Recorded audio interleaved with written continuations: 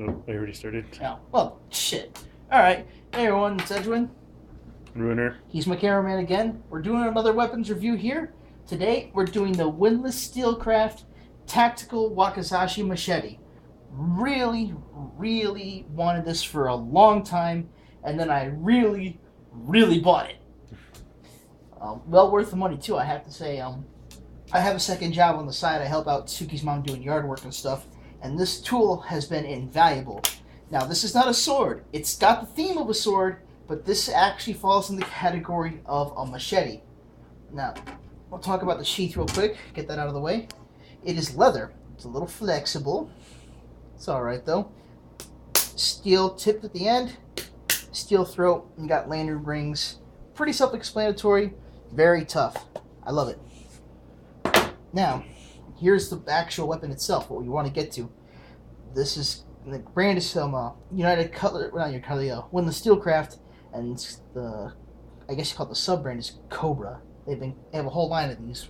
I got one for Ruiner in a different style, and I got this for myself. Now, overall, it's 27.5 inches long, with a 20-inch blade, and I think about a 7 1/4 inch long handle, or something like that, and it's got a really tough rubber grip, and the tang goes all the way through. You can see that. Look at that. One thing I really kind of don't like about it, actually, is the grip is very fat. It feels a little awkward in your hand first couple times around, but once you get the hang of it, it's not that bad. The steel is hand-forged 1085 carbon steel. Very good steel, very resilient. I've been hacking away at bushes and tree limbs that are pretty thick around, about maybe that thick, and after a few tries, it'll chop some shit down. So you can actually abuse this somewhat.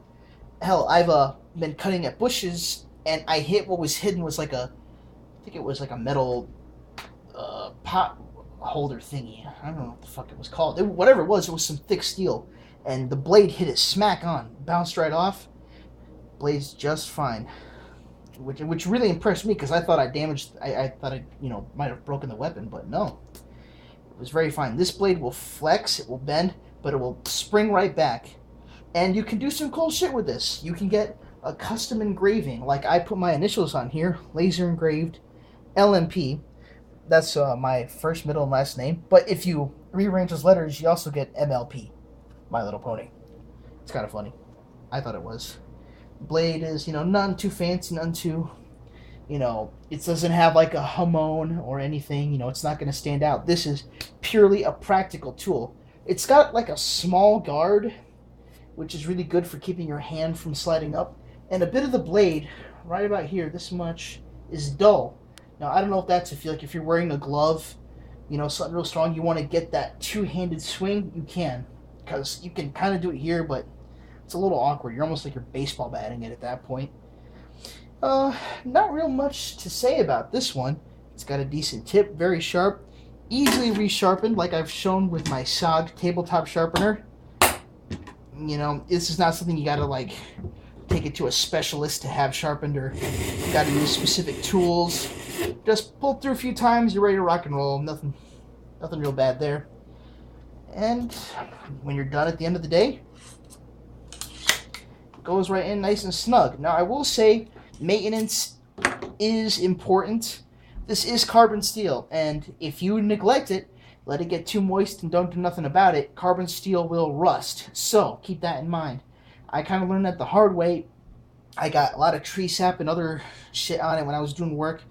I didn't have the cleaning materials, and when I got home, I totally forgot to wash it down with anything or wipe it down, and next couple days later, when I checked the blade, rust was already starting to form. So, you do have to do some maintenance. But anyone who owns swords, knives, guns, you should know maintenance is, required. You shouldn't get lazy like I did. I'm a little ashamed of that, actually. But, if you keep it up, wipe it down, keep it sharp, you can take this camping. This can be in your bug-out bag, or even a good self-defense tool in a pinch. This is not going to let you down. I will say that personally. This has got my seal of approval. Will not let you down. But, this is a real short one. That's all for now. We'll see you guys next time. Offend us, Iris. Goodbye.